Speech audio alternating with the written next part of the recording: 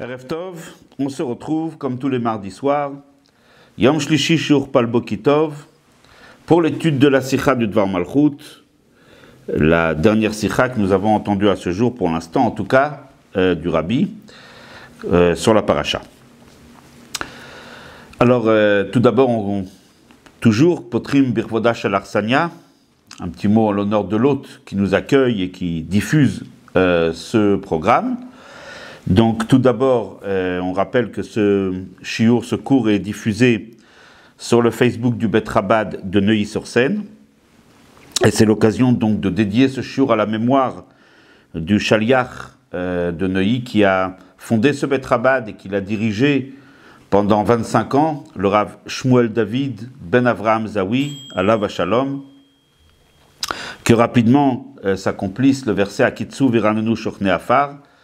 Et on souhaite bien sûr une grande hatzlacha à ce Bet Chabad qui continue, entre autres sous la direction de son épouse, la rabbinite Zawi, à qui on souhaite beaucoup de force et beaucoup de réussite pour continuer cette œuvre extraordinaire de la diffusion de Torah et Mitzvot et la diffusion de la lumière de la Géoula dans la ville de Neuilly-sur-Seine et au-delà.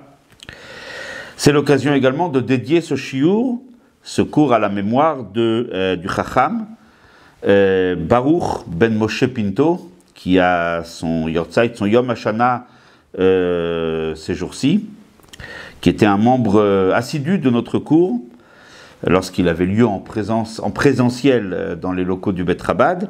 Également, dédié ce cours, ce shiur, à la mémoire de Chaim Aaron Yosef Ben Moshe Seroussi, et à la mémoire de Aïcha Chashuva Marat Esther Miriam Bat Baruch Leib Schlanger, que s'accomplisse le pasuk Akitsu Veranenu Shochne Afar, qu'on mérite la Géoula très rapidement, et que toutes ces personnes et d'autres personnes qui nous manquent terriblement soient de retour parmi nous le plus rapidement possible. Ce cours est également diffusé dans le cadre du programme de shiurim et de cours du média Menorah Live, et donc on dédie ce shiur à la mémoire d'un chassid extraordinaire, très chaleureux, attaché au Rabbi, qui a œuvré énormément, que ce soit Leilou Nishmato, Reb Avraham Ben Eliyahu Atal, Akitsu Veranenu Shochne Afar, et bien sûr, on aura une pensée, pas une petite, mais une grande pensée, pour nos frères qui ont été durement touchés à l'Akba Omer, le jour de l'Aïloula de Rabbi Shimon Bar Yochai à Méron. Ces 45 tzadikim qui nous ont quittés, à qui on pense très fortement, et à leur famille aussi, bien sûr, qui puissent avoir le réconfort, le véritable réconfort, c'est-à-dire la Géoula Amitit Ve'ashlema, que ces 45 tzadikim puissent parler, puissent demander à Kadosh Baruch Hu et supplier la Géoula, supplier pour amener, pour que l'âme Israël ne connaisse plus d'autres malheurs, et au contraire, que des joies, que des bonheurs, et qu'on puisse les revoir ensemble avec Rabbi Shimon, bien sûr. Et que ceux qui, chez Ibadlul Chaim Tovim, ceux qui sont blessés, qui ont besoin d'une guérison rapide, ainsi que tous les malades du Ham Israël, puissent avoir une guérison le plus rapidement possible. Donc on va commencer l'étude de cette sikha. La sikha, donc, sur la paracha de Be'ar Bechukotai. En fait, on va bien se rendre compte que le Rabbi ne parle pas véritablement sur la paracha de cette semaine, mais plutôt de l'événement qui approche maintenant à grands pas, c'est-à-dire Matan Torah, le don de la Torah, la fête de Shavuot, qui représente bien sûr cet événement exceptionnel. Alors, cette année en particulier, nous allons célébrer 3333 ans du don de la Torah. On sait bien que le chiffre 3 est symbolique du Matan Torah. Comme disent nos maîtres, Akadosh Baruch Hu a donné une Torah triple, Torah Nevi'im Ketuvim, à un peuple triple, Kohanim, Lévi'im, Israël, le troisième mois, le mois de Sivan, etc. Le chiffre 3 est lié avec la Torah, on ne va pas rentrer, on ne va pas l'expliquer maintenant, ce n'est pas le but, l'objectif de ce cours. Néanmoins, le chiffre 3 est relié directement avec la Torah, représente la force. Et donc cette année, nous allons célébrer 3333 ans du don de la Torah, le chiffre 3 étant lié bien sûr aussi avec la Géoula, donc forcément nous recevrons toutes les dimensions de la Torah qui ne nous sont pas encore révélées. Comme dit le verset, Torah Chadasha Mi'itit Etse, Akadosh Baruch Hu va révéler une nouvelle partie de la Torah qui jusque-là nous était caché, et c'est Torato, chez le Mashiach, bien sûr. Et comme le Rabbi le dit, comme c'est expliqué longuement, que l'œuvre de Rabbi Shimon Bar Yochai, dont nous avons célébré la Iloula la semaine dernière, ainsi que qui a été prolongée, qui a été ensuite, si on peut dire, dans le format de la Chassidoute tel qu'on le connaît aujourd'hui. Donc c'est justement un aperçu de Torato chez le Mashiach. Donc c'est l'occasion justement d'étudier. On va étudier un petit peu une sira où le Rabbi va nous préparer au don de la Torah et à un événement très particulier. Alors c'est justement, le Matan Torah a été précédé d'un jour extraordinaire, qu'on parle peut-être un peu moins, bien que la Torah l'évoque. Il s'agit du Rosh Chodesh Sivan. Le premier jour du mois de Sivan est un jour extraordinaire, est un jour qui est lié directement avec le don de la Torah. Quel est le secret de ce jour-là? Ce jour, bien sûr, merveilleux. Alors pour cela, tout simplement déjà savoir que le Shabbat qui arrive, c'est le Shabbat Mevarchim, le mois de Sivan. On va bénir tout le mois de Sivan, le mois de Sivan étant lié, bien sûr, de façon générale, avec le don de la Torah. Mais également, on sait que Shabbat, en général, chaque Shabbat, bénit les jours de la semaine à venir. Les jours de la semaine passée également. Il leur donne une élévation, une dimension particulière, mais il donne aussi une impulsion, une force aux jours de la semaine qui arrivent, de façon à ce qu'on puisse aborder notre travail de tous les jours, le travail quotidien de la semaine, avec la Gdusha et avec l'inspiration du jour du Shabbat. Donc ce Shabbat va bénir les jours de la semaine à venir, et les jours de la semaine prochaine, il y a le fameux Rosh Chodesh Sivan. Donc ce Shabbat qui arrive, Shabbat Parashat Behar Bechukotai, Shabbat Chazak, on va terminer le livre de Vaïkra, ce Shabbat-là va bénir directement le Rosh Chodesh Sivan. Donc c'est important de comprendre quel est le secret, quelle est la grandeur de ce jour de Rosh Chodesh Sivan. La Torah nous dit au sujet de Rosh Chodesh Sivan que ce jour-là, Baou Midbar Sinaï. Ce jour-là, les Bnei Israël, qui venaient de sortir d'Égypte depuis à peu près 2 mois, arrivent au Midbar Sinaï, autrement dit, ils arrivent devant le Har Sinaï, devant la montagne, prêts pour recevoir la Torah. Lorsque la Torah va nous donner le nom d'un lieu, ce n'est pas uniquement pour avoir une référence géographique. C'est parce qu'il y a un enseignement, une ora'a. Torah, le mot Torah ne veut pas dire histoire, veut dire ora'a, vient de la racine, enseignement. C'est-à-dire que toutes les indications que la Torah nous donne, ce sont des enseignements directs qui nous concernent.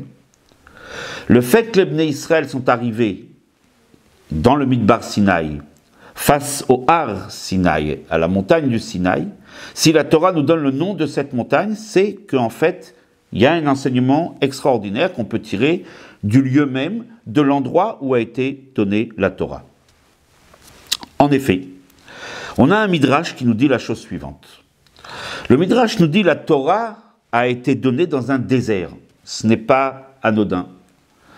Akadosh Baruch Hu veut nous envoyer un signe, veut nous donner un enseignement. La Torah a été donnée un désert. Quelle est la nature? Comment définir un désert? C'est un endroit qui s'appelle Hefker. C'est un endroit qui est abandonné, qui n'a aucune propriété.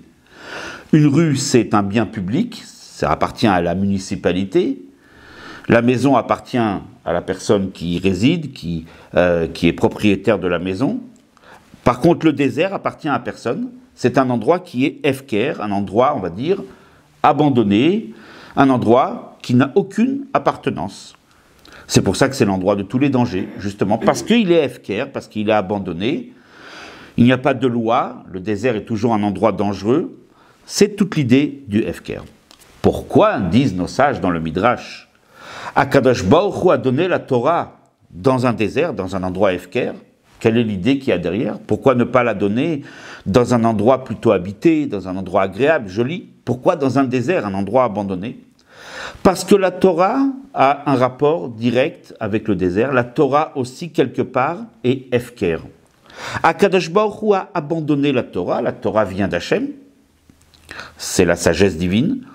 Akadosh Baruch Hu, quelque part, a abandonné sa propriété sur la Torah, Et il a dit, Kol harotse lekabel, yavo veyekabel. Celui qui souhaite, il peut venir la prendre.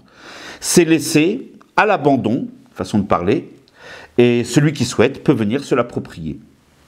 C'est toute l'idée du Hefker. Voilà pourquoi, dit le Midrash, la Torah a été donnée dans un désert, car le désert étant Hefker, étant abandonné, n'ayant aucune appartenance, libre à chacun de venir s'approprier ce qu'il va trouver dans le désert, ça lui appartient. De la même manière, la Torah a été laissée à l'abandon. C'est étonnant, hein, mais on va justement l'expliquer. La Torah a été laissée à l'abandon, et libre à chacun de venir se l'approprier et venir l'acquérir et la prendre pour lui. Justement, on va un petit peu réfléchir autour de cette notion de Hefker, qui veut dire quelque chose qui n'a plus de propriété, qui a été laissé à l'abandon. Dans les lois de la Torah, il y a bien sûr deux façons de transférer une propriété pour qu'il y ait un transfert de propriété. Lorsqu'une personne lorsqu'il y a en tout cas un transfert de propriété d'une personne à une autre, il y a pour cela deux façons. Il y a ce qu'on appelle matana, un cadeau. Un cadeau, c'est-à-dire je prends un objet qui m'appartient et je le fais rentrer dans la propriété de celui à qui je veux donner ce cadeau. Je vais faire le geste de lui donner. Je n'ai pas besoin forcément de lui donner dans sa main, je peux le mettre dans son jardin, dès lors que c'est un jardin qui est protégé, ce qu'on appelle Chatser Amishtameret, quand bien même d'ailleurs, le propriétaire de ce jardin, celui à qui je veux donner le cadeau, n'est pas au courant. On peut donner, même si on peut dire derrière le dos, puisque Zakin la Adam chez l'aube Fanav, on peut, si c'est quelque chose qui est profitable à l'autre, on n'a pas besoin de l'avertir. Si c'est pour lui retirer une somme d'argent, il faut l'avertir, c'est évident. Ça doit être Befanav.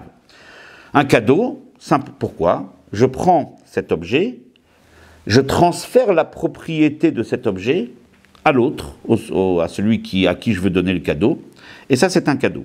Il y a une deuxième façon pour transférer une propriété, c'est Hefker, l'abandon. J'abandonne ma propriété sans pour autant donner ce cadeau, cet objet, à qui que ce soit. J'abandonne cet objet.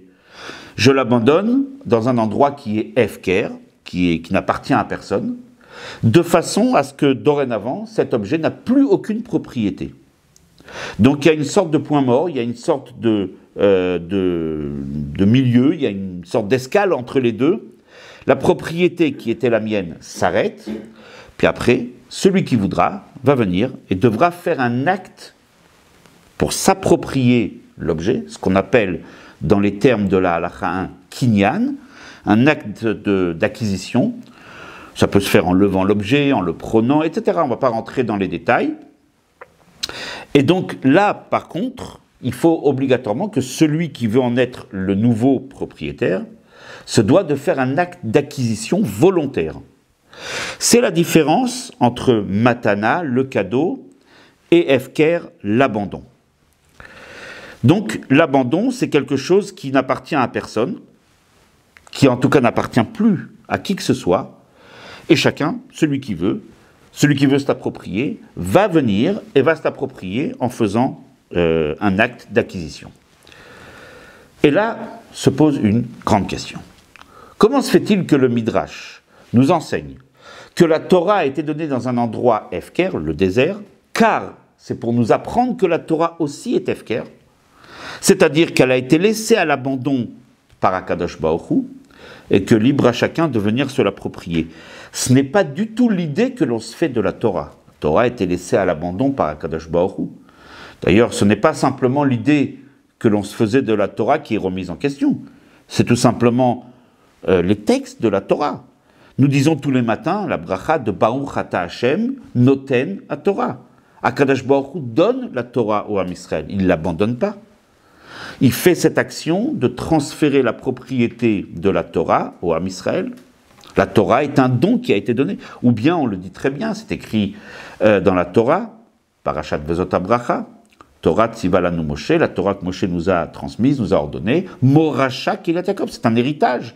C'est comme un don, c'est quelque chose qui se transmet. On prend l'objet et on le met dans la propriété de celui à qui on veut le donner. Et d'ailleurs, comme on a dit, lors d'un cadeau, lorsqu'on veut faire un don, un cadeau à quelqu'un, il n'a pas besoin de faire un acte d'acquisition. Que l'objet soit posé chez lui, c'est suffisant. Autrement dit, l'idée du cadeau, si on le compare à la Torah, cela voudrait dire qu'il n'y a pas besoin de faire un acte d'acquisition particulier. On prend la Torah, on l'étudie, elle nous appartient. Chacun est libre d'étudier la Torah sans faire pour cela un acte volontaire, un kinyan, un acte d'acquisition, qui soit un acte volontaire d'acceptation, etc. Donc toute l'idée de la Torah, c'est plutôt que la Torah est un cadeau d'Akadosh Baruch Hu, qu'il est kartov, natati lachem, etc. On retrouve le terme de cadeau à propos de la Torah et non pas le terme de hefker, d'abandon.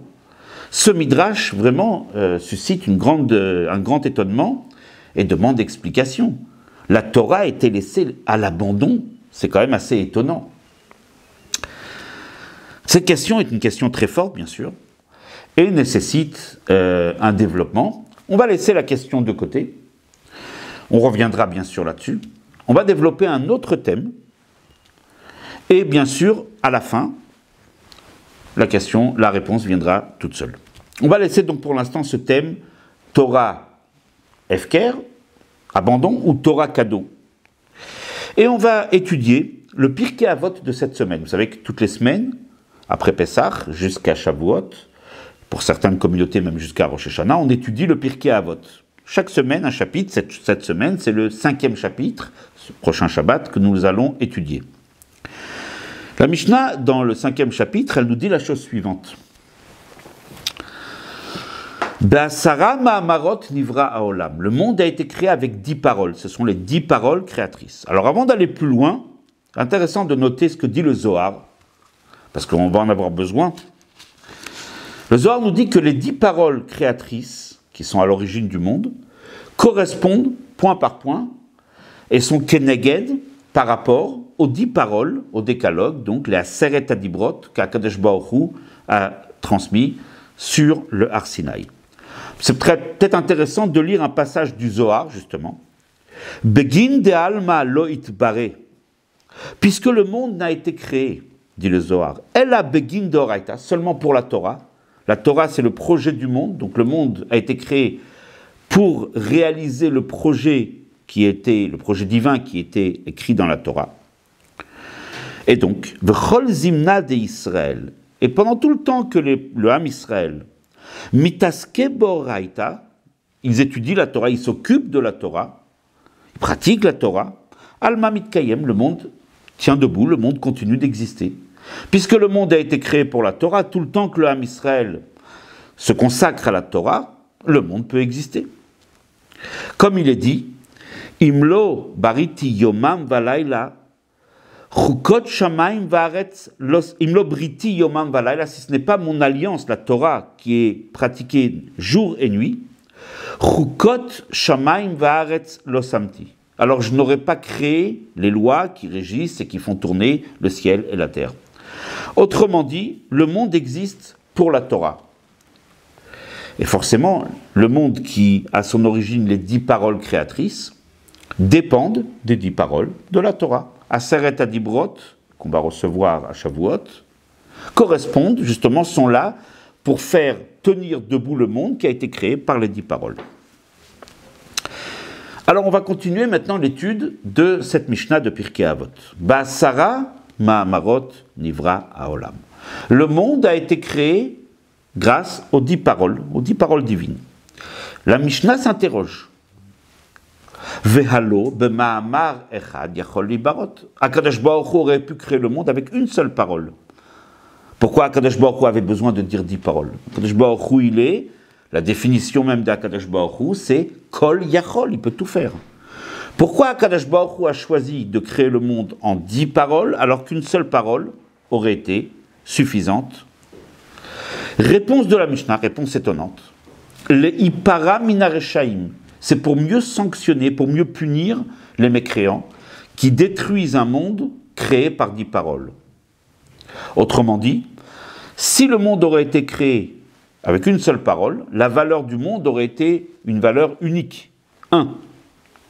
Quelqu'un qui ne respecte pas la Torah, qui est mécréant, quelqu'un qui ne fait pas Torah et Mitzvot volontairement, bien sûr, contribue à la non-existence ou à la destruction d'un monde qui a pour valeur le chiffre 1. Mais si maintenant le monde a une valeur de 10, il a pris de la valeur, hein, c'est comme dans l'immobilier, ça augmente. Donc si maintenant le monde a été créé avec 10 paroles, le monde a une valeur multipliée par 10. Et donc là, le rachat qui contribue à la destruction du monde mérite une sanction plus grande. Donc c'est pour mieux sanctionner le rachat. Étrange. La Mishnah, elle continue, Veliten, Sachartov, la Tzadikim. Et aussi, c'est pour récompenser les Tzadikim, qui par leur Ve'amer Kulam Tzadikim, tout le peuple juif sont des Tzadikim, par leur Torah et leur mitzvot que chaque juif fait, contribuent à faire tenir le monde debout, à faire exister le monde. Et comme ce monde a été créé avec 10 paroles, sa valeur donc a été multipliée par 10, par rapport à s'il aurait été créé en une seule parole. Et donc comme les tzadikim accomplissent, font tenir le monde qui a une valeur multipliée par 10, donc ils ont un salaire beaucoup plus grand. Étrange. Cette explication des Pirkei Avot demande vraiment explication. Alors bien sûr tous les mefarshim, tous les commentateurs donnent des réponses. Mais c'est vraiment une question qui est quand même très forte. Akadosh Baruch Hu a augmenté la valeur du monde. En fait, c'est une augmentation artificielle. La valeur, elle a augmenté artificiellement. Puisqu'il aurait pu la créer avec une seule parole. Donc le prix du monde aurait été une parole. Maintenant, Akadosh Baruch Hu a choisi de créer le monde en 10 paroles pour augmenter la valeur du monde afin de mieux punir et mieux récompenser. Oh, il y a un petit problème là, ici. Ah, voilà. Bon, ça c'est coupé. Bon. Donc, on a plusieurs retransmissions, donc il faut veiller à ce que tout marche comme il faut. En tout cas, donc, c'est quand même assez étrange que Akadosh Baruch Hu a augmenté artificiellement, a fait lever la valeur du monde multipliée par 10, d'une à 10 paroles. Tout ça pour mieux punir les Rechaïm et pour mieux récompenser les Tzadikim. Quelle est l'idée? Qu'est-ce qui se cache derrière cette Mishnah? Le Rabbi nous explique qu'en fait, le monde a été créé avec une parole, mais aussi avec 10 paroles. Ce n'est pas un effet artificiel comme ça, non, pas du tout. Le monde a été créé véritablement avec une parole, dans un premier temps, et ensuite avec 10 paroles. Il y a les deux. On n'a pas gonflé la valeur du monde artificiellement. Qu'est-ce que cela veut dire? Au départ, Akadosh Baruch Hu a créé le monde avec une parole. C'est la parole créatrice, si on peut dire, qui va faire émaner le monde, qui va créer un monde, qui va créer le Koach, la force de la création, le Koach Habriya, qui va ensuite se subdiviser dans dans la multitude, dans la pluralité que connaît le monde, dans toute la création qui est multiple. Mais au départ, c'est ce qu'on appelle la force créatrice. Ma'amar Echad, c'est la force créatrice. En effet, c'est quand même quelque chose d'assez extraordinaire d'imaginer que le monde n'existait pas l'instant d'avant et l'instant d'après, il y a un monde. Cette création n'est pas du tout la même que celle d'un artisan qui prendrait des planches de bois et construirait une armoire. En fait, il prend quelque chose d'existant, les planches de bois, et il en fait une armoire. C'est ce qu'on appelle yesh, miyesh, quelque chose d'existant, mais qui a été construit sur la base de quelque chose qui existe déjà au préalable. Par contre, le monde a été créé yesh me'ayin, ex nihilo. Il n'y avait rien, et tout d'un coup il est apparu quelque chose. La matière est apparue. Ceci est quelque chose d'extraordinaire et ne peut être réalisé que non pas par la lumière d'Hachem, mais par la force d'Akadosh Baruch Hu lui-même, par l'essence divine. Ce qu'on appelle Koach Ha'atzmut, la force de l'essence d'Akadosh Baruch Hu. Il n'y a qu'Akadosh Baruch Hu lui-même qui peut réaliser cet exploit. Ni même la lumière divine qui va venir après éclairer les mondes, etc., ni les anges, ni personne d'autre ne peut réaliser cet exploit, ce tour de force, pour nous c'en est un, de créer un monde ex nihilo. Donc le Ma'amar Echad, qui est cette force créatrice, qui va servir par la suite à la création de tout ce que nous connaissons dans le monde, à cette multitude de créations, que ce soit dans le domaine de l'homme, le domaine animal, végétal, minéral. ces milliards de différences d'espèces, etc., vont venir dans un second temps. Dans un premier temps, Akadosh Baruch Hu a fait sortir de lui ce qu'on appelle Ma'amar Echad, une seule parole. C'est la force créatrice qui va servir après à créer le monde. Cette force créatrice sort de lui, d'Akadosh Baruch Hu lui-même. C'est la potentialité du monde, c'est l'essence même de la création. L'essence de la création ne peut venir que l'essence du créateur même. Ma'amar Echad, c'est le début en potentiel, si on peut dire de cette façon-là, dans l'essence même des choses. Ensuite, on a les 10 paroles. Les 10 paroles qui elles-mêmes, avec des combinaisons différentes, vont aboutir à beaucoup d'autres paroles, puisqu'on sait que chaque parole peut ensuite, on peut interchanger les lettres, et en fait, les 10 paroles sont le début d'une aventure de création qui va se poursuivre chaque jour. Amechadesh betuvo, Kadesh Baruch Hu, il renouvelle son monde chaque instant. Bechol yom tamid maaseh bereshit. Ça, c'est déjà les 10 paroles. C'est ce qu'on appelle la hitralkut, la pluralité du monde, comment le monde a été multiplié, comment le monde est divisé en plusieurs catégories, en plusieurs espèces. Et donc, le monde que nous avons aujourd'hui, ça, c'est plutôt les 10 paroles. Donc, une parole représente plutôt la force créatrice qui émane directement de l'essence même du créateur.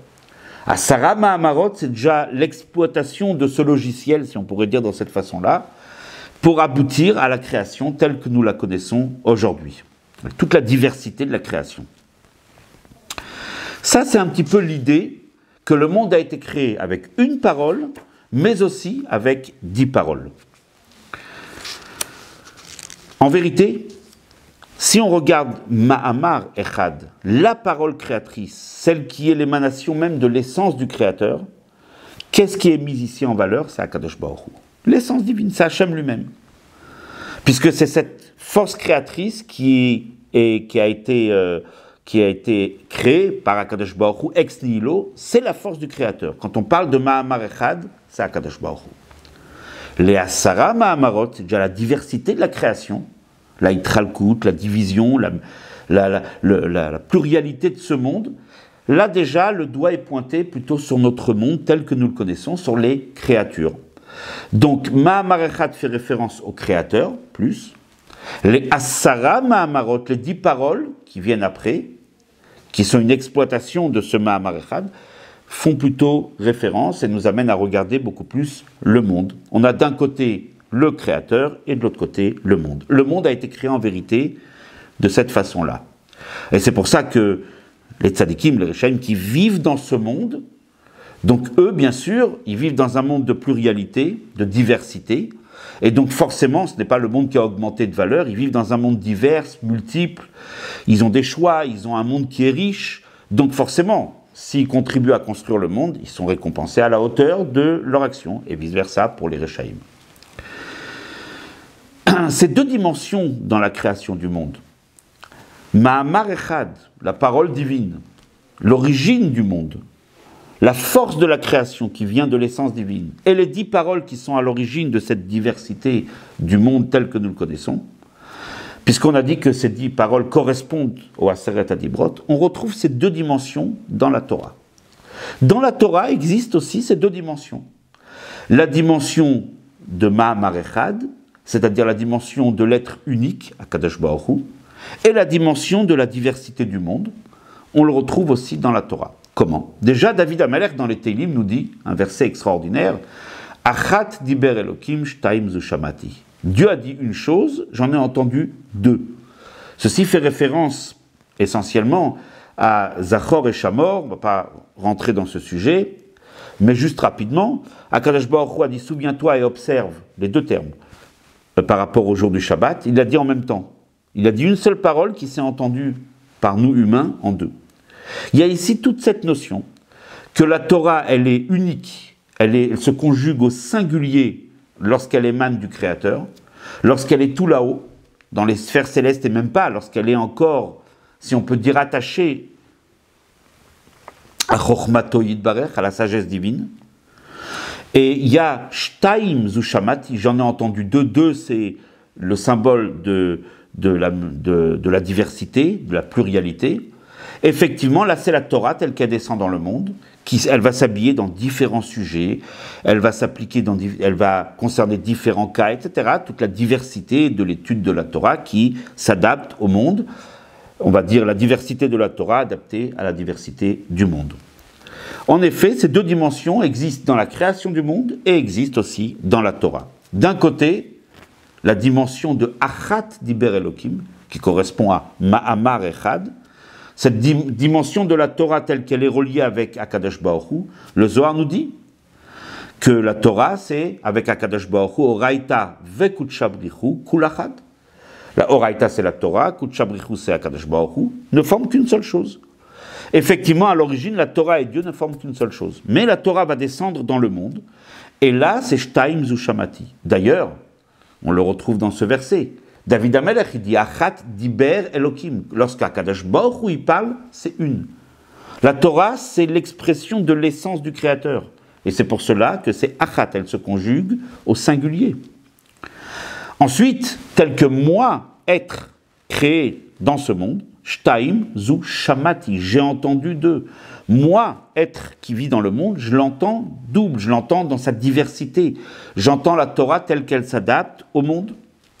Donc véritablement, on a dans la Torah, on retrouve les deux dimensions, on va dire la dimension haute de la Torah et la dimension telle que la Torah descend dans le monde. Exactement, c'est calqué sur les Mahamarot avec lesquels Dieu a créé le monde. Ma'amar Echad, une seule parole, c'est telle que la création se conjugue au singulier, c'est-à-dire telle qu'elle émane du Créateur. Cet extraordinaire exploit de la création Yesh Me'ayin, Asara Mahamarot, telle que la parole créatrice se conjugue au pluriel, Asara, là c'est tel que le monde existe dans sa forme, telle que nous le connaissons. Alors forcément, lorsqu'on réfléchit, lorsqu'on médite autour du monde qui, à son origine, provient du Ma'amar Echad, c'est-à-dire tel qu'il est, il se conjugue au singulier, il est un avec le Créateur, et qu'on réfléchit, on médite cette idée du monde qui est Yesh Me'ayin, alors forcément, ceci va amener une forme de soumission, de bitul, de kabbalatol, face à Akadosh Baruch Hu. Lorsqu'on réfléchit plutôt aux 10 paroles créatrices, c'est-à-dire telles que Akadosh Baruch Hu descend et s'habille dans le monde, alors là, effectivement, notre pensée est beaucoup plus sur le monde. Pareil pour la Torah. Lorsqu'on réfléchit à l'origine divine de la Torah, ceci suscite de notre part une soumission, un kabbalatol, une annulation de soi devant le Créateur. Lorsque, au contraire, on réfléchit, on médite et on étudie cette Torah telle qu'elle nous a été donnée dans notre réalité, dans notre quotidien, elle s'applique à chaque instant de notre vie, comme on peut le voir dans le Shulchan Aruch. La Torah s'applique véritablement à chaque détail, chaque aspect de notre vie. Donc là, au contraire, on a plutôt l'idée de la Torah qui pénètre dans le monde. Alors bien sûr, l'idéal serait de conjuguer les deux ensemble, de marier ces deux dimensions ensemble. C'est-à-dire la dimension haute de la Torah, la dimension divine, et la dimension qui est liée avec le monde. Et ça, c'est Matan Torah. Ceci représente le don de la Torah. Le don de la Torah, c'est être capable de percevoir, dans un premier temps, bien sûr, la Torah telle qu'elle nous a été donnée à nous, être vivant dans ce bas monde, Neshamot Begufim, Shtaim Zu Shamati, j'ai entendu moi d'eux, la multiplicité, la diversité de la Torah, c'est-à-dire d'étudier la Torah telle qu'elle s'applique à nous dans toutes les halachot, dans toutes les lois, dans tous les thèmes et dans tous les aspects de notre vie. Mais ce n'est pas suffisant pour recevoir la Torah. Il faut aussi recevoir cette dimension haute de la Torah, c'est-à-dire percevoir cette Torah telle qu'elle est l'émanation directement de la sagesse divine, telle qu'elle est une seule parole, Achat Diber Elokim, comme les paroles créatrices du monde, Ma'amar Echad et Asara Ma'amarot. Ceci représente la perfection du Matan Torah. Alors bien sûr, cette perfection ne sera atteinte qu'au moment de la Géoula. Au moment de la Géoula, Akadosh Baruch Hu dit Torah Chadasha Mi'iti Tetse, une nouvelle Torah sortira de moi. Ce n'est pas une nouvelle Torah, c'est une dimension nouvelle de la Torah. Et Akadosh Baruch Hu dit bien Mi'iti, de moi, elle sortira. c'est une dimension qui appartient au Créateur. Cette dimension élevée de la Torah n'est pas donnée à tout le monde. Nous devons, si on veut recevoir la Torah d'une façon parfaite, nous devons aussi d'intégrer cette idée. Nous devons aussi de percevoir, d'essayer en tout cas, de percevoir la divinité, de percevoir la Torah telle qu'elle est liée avec le Créateur. Ah, c'est pas évident, c'est pas facile. Alors bien sûr, la conjugaison des deux, on la retrouve bien sûr, ces deux aspects de la Torah, on le retrouve dans ce qu'on appelle Torah Taniglé, la Torah révélée, la Gemara, le Shulchan Aruch, etc. Les lois de la Torah. Ceci est plutôt la Torah telle qu'elle s'habille et telle qu'elle descend dans le monde. Cette Torah qui est, on va dire, adaptée à la diversité du monde. Mais pour que le Matan Torah, pour que la réception de la Torah, elle soit parfaite, il faut être capable de s'élever un petit peu et aussi de percevoir, d'essayer de capter, si on peut dire de cette façon-là, la Torah telle qu'elle est liée avec le Créateur. Et ça, on le retrouve dans Pnimiut Torah, justement la Torah qu'a révélée Rabbi Shimon Bar Yochai à Lag BaOmer, au moment de sa disparition en particulier. Et cette Torah qui est aujourd'hui enseignée dans la Chassidoute, qui justement nous permet de nous attacher avec cette dimension unique de la Torah, Achat Diber Elokim. Voilà comment on peut arriver à un Matan Torah parfait. Alors bien sûr, ces deux dimensions de la Torah, on va voir maintenant de façon un peu plus concrète. Tout simplement. Déjà la partie de la Torah qui est la partie diversité de la Torah. Shtaim Zushamati, les Aseret Adibrot, les 10 paroles. Cette Torah qui descend dans le monde, cette Torah-là, sur cette partie de la Torah s'applique cette notion de cadeau. Asher Natan Lanu et Torato, Akadosh Baruch Hu nous a donné la Torah.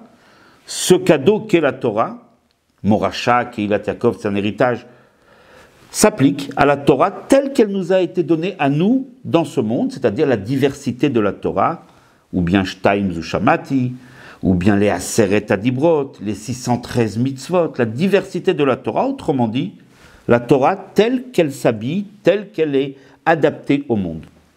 Cette partie de la Torah, c'est un cadeau, Kadosh Baruch Hu nous l'a donné. Il n'est nullement nécessaire de faire quelque effort que ce soit, juste prendre cette Torah et l'étudier et l'accomplir. C'est déjà pas mal, vous allez me dire, c'est déjà un effort, c'est vrai.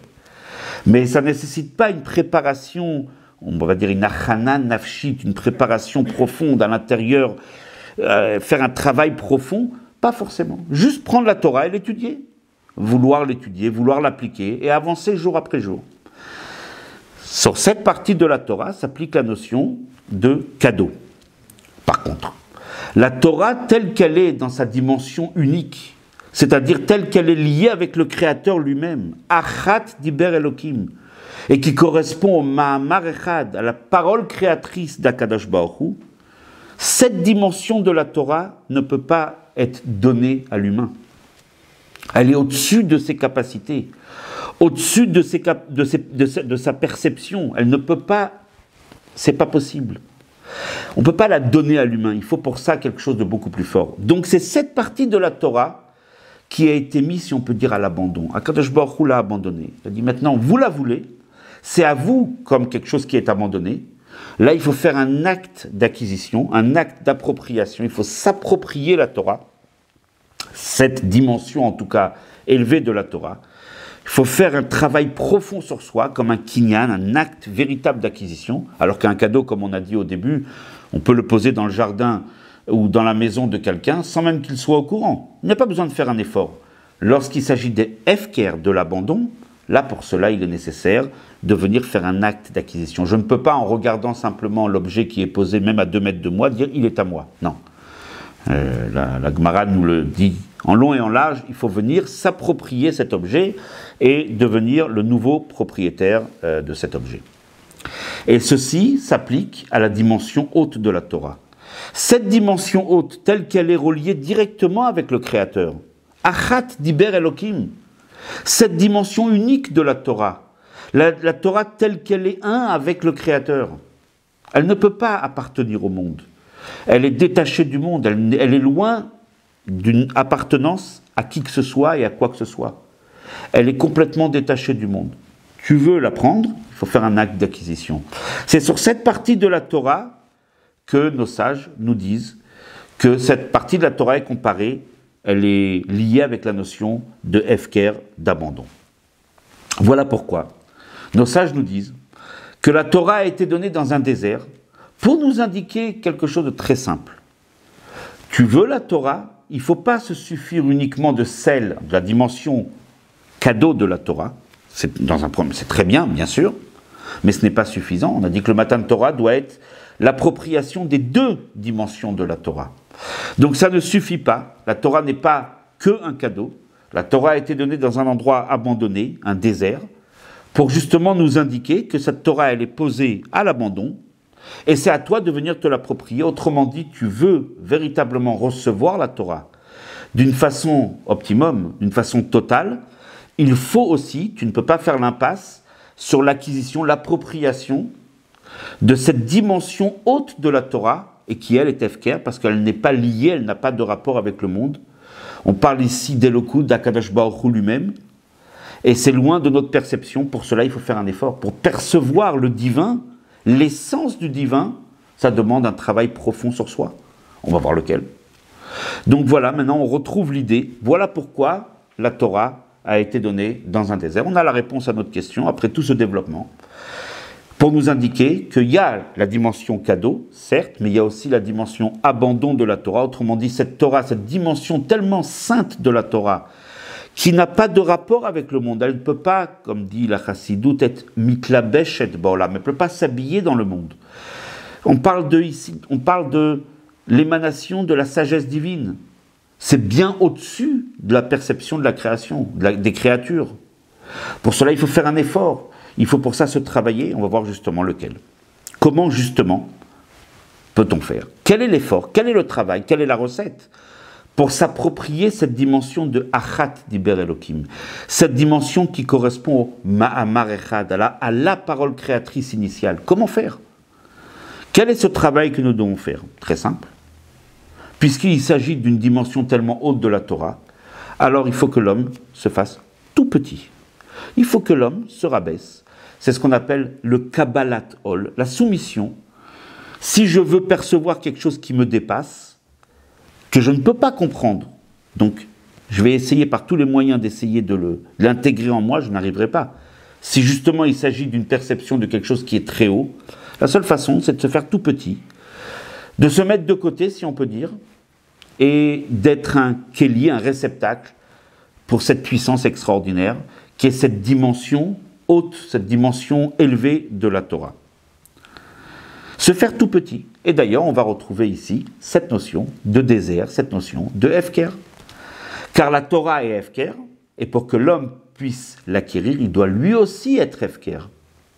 En effet, le Talmud, la Gemara, dans le traité Eruvin, nous dit « Im adam atzmo kemidbar » si un homme se fait comme un désert, quelle est la définition du désert? Sheakol dashin. Tout le monde piétine le désert, tout le monde passe, tout le monde marche dans le désert. Autrement dit, le désert, c'est un endroit d'humilité, c'est un endroit où rien ne pousse, un endroit vide.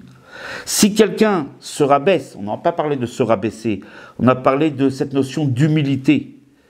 Si quelqu'un devient comme un désert, c'est-à-dire cette notion d'humilité, Talmudo mitkayem, disent nos sages. À ce moment-là, la Torah, elle peut s'accomplir, se réaliser en lui. Parce qu'à ce moment-là, il va percevoir pas seulement la dimension cadeau de la Torah, c'est-à-dire la dimension de la Torah telle qu'elle est adaptée au monde, la diversité, la pluralité de la Torah, mais il va acquérir la dimension la plus haute de la Torah, la dimension qui est liée avec le divin lui-même. Et voilà, pour recevoir cette Torah qui a été mise à l'abandon, parce que, alors encore une fois, l'abandon, parce qu'elle ne peut pas être donnée à quelqu'un, elle n'a pas de lien avec le monde, elle n'a pas de lien avec personne. Tu veux l'acquérir, tu dois faire un acte d'acquisition. Cet acte, c'est que toi aussi, tu sois comme un hefker, tu dois être un peu abandonné, on va dire ton ego. Également, le Midrash nous dit Kol mi she'eno oseh atzmo kemidbar hefker, là le Midrash nous dit clairement, celui qui ne se fait pas comme un désert hefker, abandonner son ego, on n'a pas dit s'abandonner soi-même, c'est pas du tout le sens, c'est abandonner son ego. À ce moment-là, celui qui ne se fait pas comme ça, eno yachol liknot et Torah, il ne peut pas acquérir la Torah. C'est ce que nous disent nos sages dans le Midrash. Donc voilà, on a la recette. Si on veut acquérir la dimension haute de la Torah, la dimension, on va dire, divine de la Torah, celle qui est définie par le roi David, Achat Diber Elokim, la parole, c'est-à-dire telle que la Torah, elle émane directement de la sagesse divine, cette partie de la Torah qui n'est pas liée avec le monde, elle est Hefker. Elle ne peut pas être la propriété du monde, elle ne peut pas être, au départ en tout cas, elle ne peut pas être la propriété de personne, si ce n'est que par un acte d'acquisition qui consiste à s'approprier en faisant un travail intérieur, ce travail justement aussi de Hefker. Lorsque moi je suis Hefker, je peux acquérir cette Torah qui a été aussi mise, si on peut dire, Hefker. On va réfléchir un petit peu ensemble. Quelle est l'expression, quel est on va dire, au concret, dans le réel, comment peut-on observer l'humilité chez quelqu'un et l'abandon de son ego? Où est-ce que cela se traduit? Très simplement. Là où l'ego justement se traduit, on va voir là où l'ego justement se manifeste, et on va voir là où le manque, l'absence d'ego se manifeste également. La première chose que va créer un ego surdimensionné, c'est tout de suite une machloket. La division, les luttes, les combats, les oppositions, les conflits d'intérêts. Je vais me disputer avec l'autre parce que moi, j'ai mes intérêts, j'ai mon ego. Et face à moi, j'ai quelqu'un qui lui aussi a son ego. Comment peut-on concilier les deux? C'est impossible. C'est impossible. Justement, comment peut-on arriver à mettre la machloket, à mettre les divisions de côté? Une petite parenthèse, on parle beaucoup de la Achdout Israël, de l'unité du Ham Israël, surtout après les drames que nous venons de vivre. À combien c'est important de réaliser cette unité du peuple juif? Comment la réaliser? Simplement dire à l'autre je t'aime, mais si en fin de compte il va gêner mes intérêts, donc je ne pourrai pas l'aimer. Donc je vais entrer en conflit avec lui l'instant suivant. Justement, je mets mon ego de côté, ce qu'on appelle le bitou, le Hefker. J'abandonne mon ego, j'abandonne peut-être certaines de mes aspirations, peut-être certains de mes désirs. Plus je me rends Hefker, plus je vais être capable de m'unir et de m'accorder avec celui qui est en face de moi. Comment arriver au shalom? Shalom, ça vient du mot shlemut, la perfection, l'harmonie. Comment être en harmonie avec mon entourage? Que ce soit dans ma vie professionnelle, ma vie familiale, que ce soit à la synagogue, peu importe. Parce que quand on connaît des problèmes, on va dire, de comportement, de société, de division, de désunion, c'est partout. Et quand on a cette démarche d'aller vers le shalom, ça se retrouve aussi partout. Comment peut-on arriver à le réaliser? Justement, en se faisant hefker. Justement, quelle est la preuve que quelqu'un est arrivé à cette dimension-là et qu'il est prêt maintenant pour recevoir la Torah qui est hefker? Lui aussi, il s'est mis hefker, on a dit. C'était le travail, le seul travail qu'il faut faire pour acquérir la Torah qui est hefker, en étant hefker nous-mêmes, mettre à l'abandon son ego, mettre peut-être certaines de mes aspirations de côté, et de cette façon-là, je vais arriver justement à acquérir la Torah. Quelle est la preuve que je suis hefker? En le proclamant, en disant « je n'ai pas d'ego », forcément non. C'est en le réalisant, en mettant son ego de côté. La meilleure preuve que quelqu'un a mis son ego de côté, c'est lorsqu'il est capable d'être en achdout, en shalom avec son entourage. Ça, c'est la meilleure preuve qu'il est arrivé à cette dimension. Effectivement, qu'est-ce qui est arrivé le jour même où les Bnei Israël sont arrivés face au mont Sinaï? Rosh Chodesh Sivan. Et voilà le secret de Rosh Chodesh Sivan. Ce jour-là, il est écrit « Vayichan Israël Negedar ». Israël a campé, au singulier. Nos maîtres s'interrogent, Rachid nous ramène l'explication. Pourquoi au singulier? Israël, c'est des millions de personnes. 600 000 hommes, ça veut dire des millions de personnes. Il aurait été plus logique d'écrire « Vayachanu Israël ». Israël ont campé. Pourquoi « Vayichan » au singulier? Une toute petite phrase qui va répondre à cette question. Parce que les Bnei Israël ont réalisé que Ish Echad Belev Echad. Un seul homme, un seul cœur. Le peuple juif s'est conjugué au singulier. Il est devenu un. Comment arriver à cela? Justement en mettant l'ego de côté, en étant Hefker. Ah, le peuple juif est maintenant au singulier, il peut capter la Torah, même la dimension la plus haute de la Torah, celle qui justement se conjugue au singulier, c'est-à-dire telle que la Torah émane directement de la Chokhmah d'Akadosh Baruch Hu, ou de la sagesse divine. C'est là la magie de ce jour-là.